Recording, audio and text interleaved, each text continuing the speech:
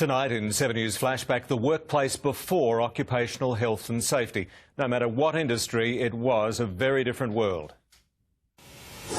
Here's a tall story. The Story Bridge across the Brisbane River. And sure-footed workmen, like flies caught in a gigantic web, show that walking across a steel girder is easy if you have no nerves. High in the air or deep underground, the workplace was risky.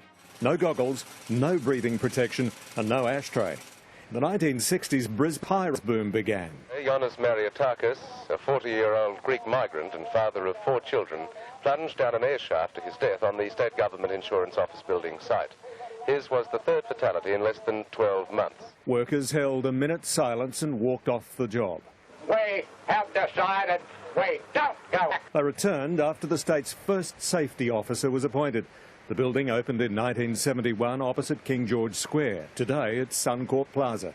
But back then, Sir Joe's priority was encouraging cranes on the horizon, and safety wasn't paramount for companies. In the old days, they actually used to plan for the amount of fatalities they would have. It was factored into the job. Every business did things old school style. This was how they moved heavy telephone books at entry.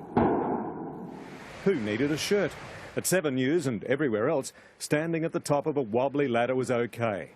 Into the 1980s, nothing much changed. This was the Gateway Bridge construction. Queensland was the only state without modern workplace health and safety legislation. But in 1988, disaster in Brisbane.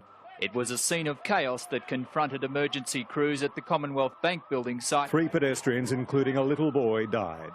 The following year, the Workplace Health and Safety Act was introduced. Well, it matters enormously, and I'll tell you why I know. It's because my dad was killed at work. It happened at the start of Webby's career. Whilst we've got over the initial emotional trauma of it all, the loss that we feel every day. This week, a sea of high-vis workers remembered the 30 to 40 people who still die in workplace accidents in Queensland each year. Short of defending this country, there is no job that's worth dying for.